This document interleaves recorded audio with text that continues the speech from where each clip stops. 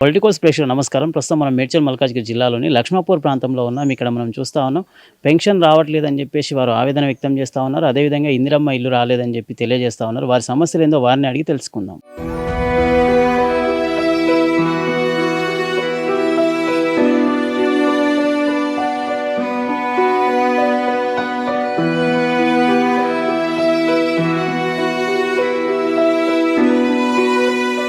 అమ్మ, నీ పేరు చెప్పు. మల్లమ్మ, కట్కల మల్లమ్మ.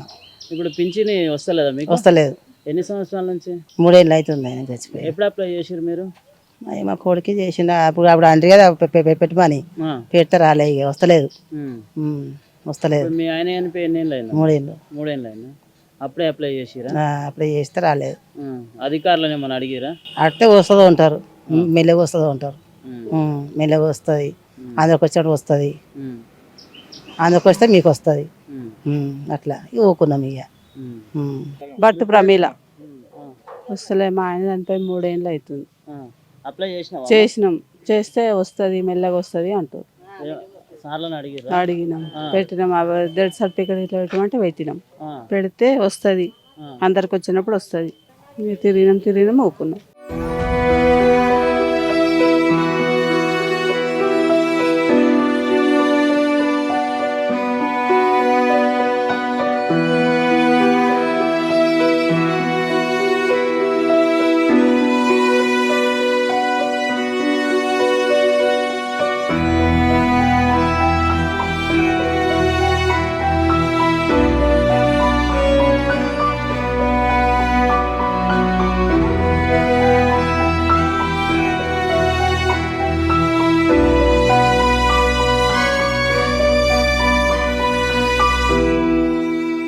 నా పేరు పాపమ్మ, చెలం పాపమ్మ. చెలం పాపమ్మ. ఆయనకు ఇప్పుడు చెలం కిష్టే. చెలం కిష్టయ్య. ఆయనకు మాటలు రావా? రావు. ఎన్నేళ్ల నుంచి రావు? 10 సంవత్సరాలు అవుతుంది సార్. 10 సంవత్సరాలు అవుతుంది. 10 సంవత్సరాలు. మరి అప్పటి నుంచి పింఛన్ అప్లై చేయలేదా? ఇక మేము కొన్ని రోజులు అక్కడ ఉన్నాం, వచ్చినాక చేసిన సంవత్సరం అయిపోయింది. వస్తలేవు. అధికారులను అడిగిరు? ఎవరైనా సార్లను అడిగిరు? ఎవరిని అడిగినా కానీ వస్తుంది, ఎలాగ వస్తుంది అంటారు. ఇంతకుముందు ఏడుండేది మీరు? సిటీలో ఉండేదా? సిటీలో జయతేరిగుట్టలు. జయదిరిగుట్టలో ఏం పని చేసేది అప్పుడు ఆయన? కూలి పని చేస్తుండే. కూలి పని చేసి అడ్డం పడిపోయింది. అంటే గొంతు ఎట్లా పోయింది? పచ్చవాత వచ్చిన మా పడకం మాట పోయింది. 10 ఏళ్ళు అయిందా? 10 ఏళ్ళు అయింది. ఇప్పుడు ఆయనకు సర్టిఫికేట్ ఉందా? సర్టిఫికేట్ లేదు సారుగా. అంటే గొంతు పోయినట్టు సర్టిఫికేట్ ఇచ్చిరా? అక్కడ ఇయ్యలేదు కదా, కాగితం రాసి ఏడపోయిన మా రాడా ముల్లిమిరకలు ఉన్నది మల్కాగిరి ఉన్నది. మల్కాజ్గిరి సర్టిఫికేట్ ఉందా? ఉన్నది. ఇప్పుడు ఇల్లు వచ్చిందా మీకు? ఇల్లు వచ్చింది అన్నారు కానీ ఏ సంగతి చెప్తలే. మీకు జాగ ఉందా అమ్మా ఇల్లు కట్టుకోనికి? జాగ లేకనే బాధ అవుతుంది, జాగ లేదు. ఇప్పుడు గవర్నమెంట్ ఏం అడుగుతారు మీరు? మాకు ఇల్లు కట్టి అని అంటున్నాం. మాకేం లేదు, మేము గరీబ్ వాళ్ళం, పచ్చవాతం, మేము కూలి చేసుకుని బతుకటం సారు. మాతని ఏం లేదు. ఇద్దరు ఇల్లు కావాలా, మాకు పింఛన్ కావాలా సారు, మాకేం లేదు అని చెప్తున్నాం. గాడి మొత్తం మీకు ఏం లేవు. కూలి చేసుకొని బతాం సారు. కూలి చేసుకొని